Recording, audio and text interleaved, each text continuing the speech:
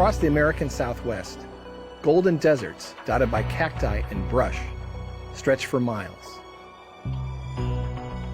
Yet here in New Mexico's Valley of Fire, the landscape changes dramatically. Patches of black rock interrupt the sand, remnants of volcanic eruptions that occurred about 1,000 years ago. The eruption spewed a river of lava more than 40 miles long across the desert. As the molten rock cooled, it darkened, leaving any creature dependent upon camouflage in serious trouble.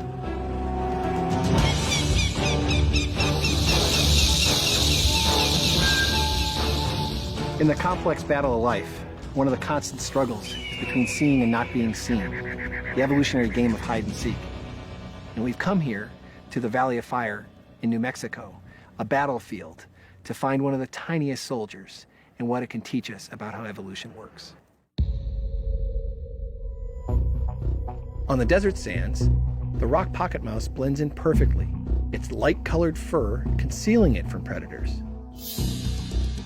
But on dark lava, the same fur makes the mouse stand out, attracting the many creatures that see it as food.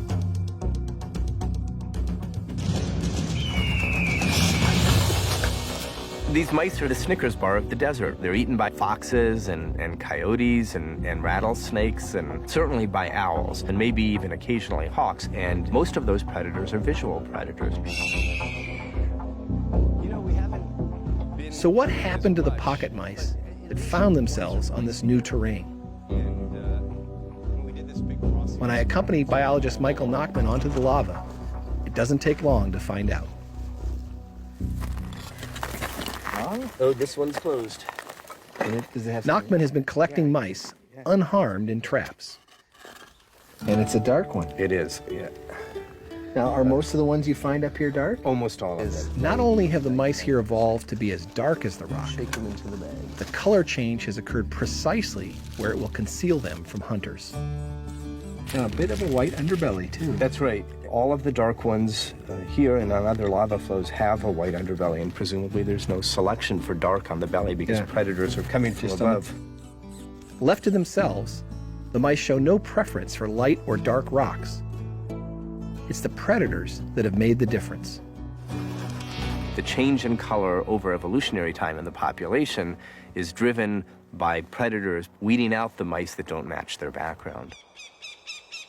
But how did the dark mice arise in the first place?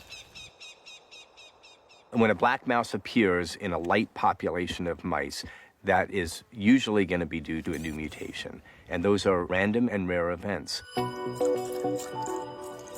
To fully understand the pocket mouse transformation, Nachman moves from the lava to the lab.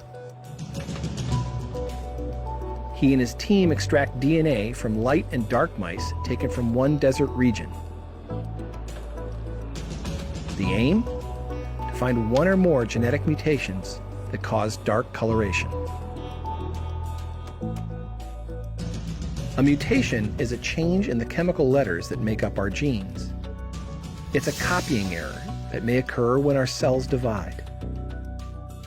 Mutation seems to mean that something bad has happened. Well, mutations are neither good or bad. Whether they are favored or whether they are rejected or whether they're just neutral depends upon the conditions an organism finds itself. So for the pocket mouse, a mutation that caused a mouse to turn black, that is good if you're living on black rock, it's bad if you're living out in the sandy desert. The light mice are all on the bottom, here. Fur color is a trait controlled by many genes.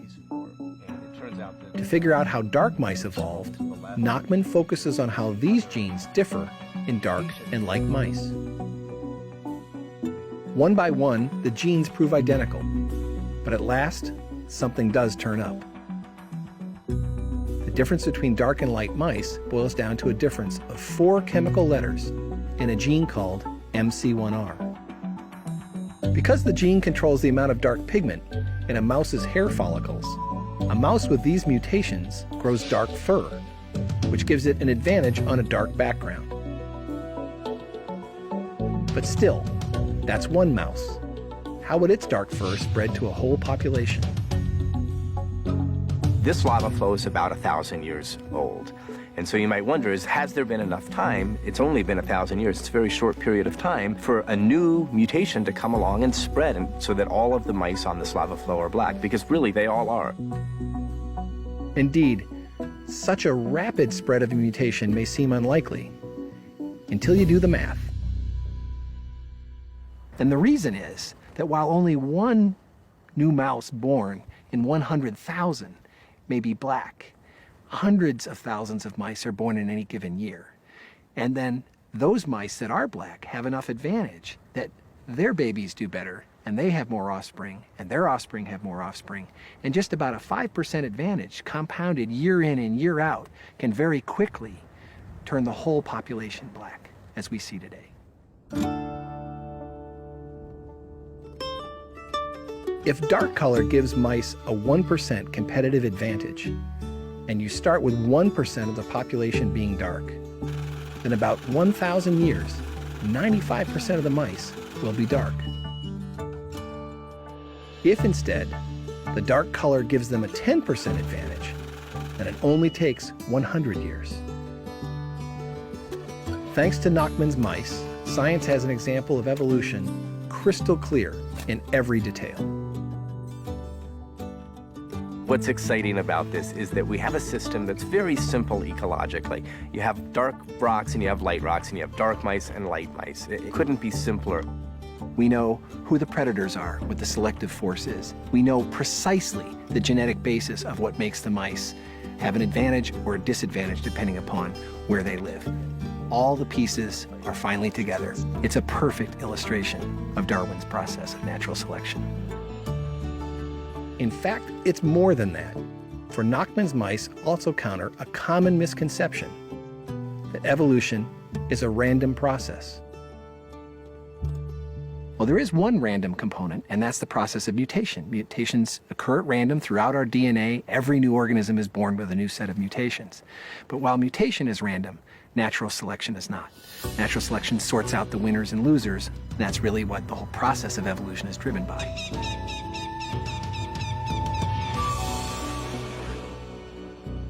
But if natural selection is not random, would it produce the same result under the same conditions? It does. And here's proof. Rock pocket mice collected by Nachman from other lava flows in other parts of the Southwest. These are two different black mice, and they each evolved on different lava flows.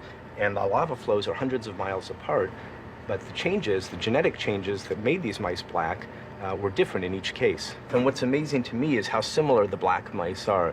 We didn't know when we started this whether we would find that there were the same genes or different genes, and we were really surprised to find that they were completely different genes, and yet if you look at the mice, they look almost identical. Clearly, there are different genetic ways to make a mouse dark. But once the beneficial mutations appear, natural selection, the non-random part of evolution, can, under very similar conditions, favor very similar adaptations. In effect, each of these lava flows is like rewinding the tape of life and allowing evolution to occur again and again. And in each case, we find the dark mice have evolved. The rock pocket mice show us that evolution can and does repeat itself, and why evolutionary change is never ending. As environments transform, so must the species that inhabit them, adapting and readapting in the great and complex battle of life.